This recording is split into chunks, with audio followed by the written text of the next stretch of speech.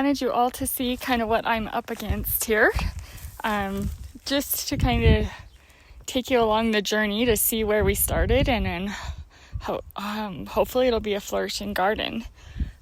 So over there, right there, I have a silage tarp that I put over this space.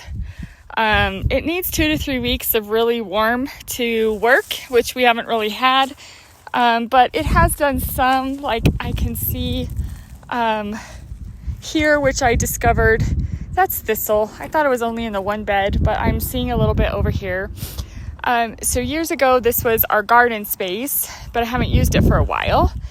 And so I'm putting my garden back over here because I'm going to use the space that I had my garden year before last as my dahlia bed.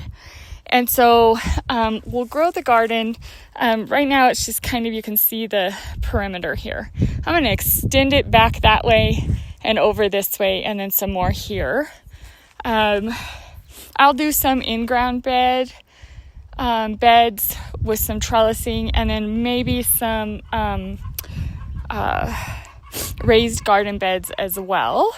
But I started cleaning this up and then thought, I should go grab my phone and do a quick recording of where it is kind of in its raw state. Those weeds I've piled up. Hopefully the wind doesn't blow too much before I can throw the silage tarp over it until we have a day with not gusts of wind that we can burn. Otherwise I'll load it up in trash bags, but I like to kind of burn it in when we can. But we are on a red flag warning right now, which means we can't burn anything in the county of Rio Grande where I live.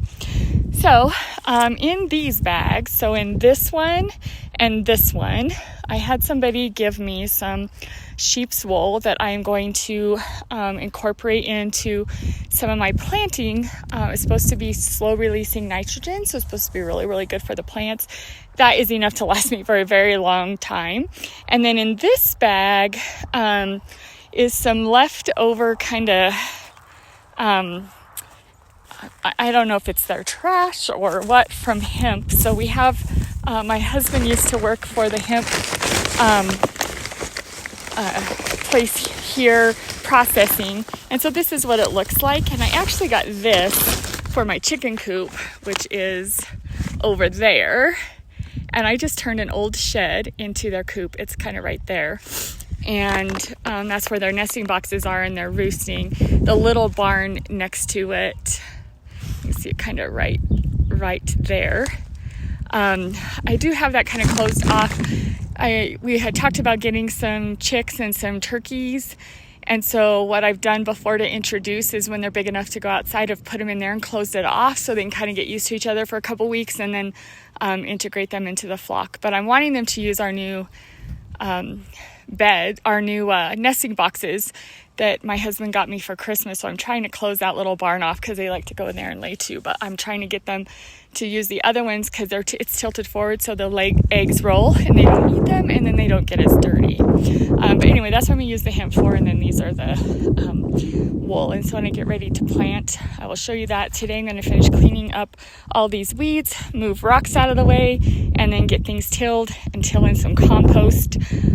Even though I will try to not do a whole lot of tilling every year, I think it's probably really necessary, at least this year, and my brand new beds and spaces to do that, because I'm also doing a zinnia bed that is an area I haven't planted in, and a pumpkin patch, and some other flowers for cut flowers, also in a space I've not ever planted in. So I'm going to till in some compost, and kind of go from there. I am sending in a soil sample so I can kind of see what it looks like, and then I'll do it again next year. But anyway, I just thought I would show you, and I will make sure to add my finished progress as well.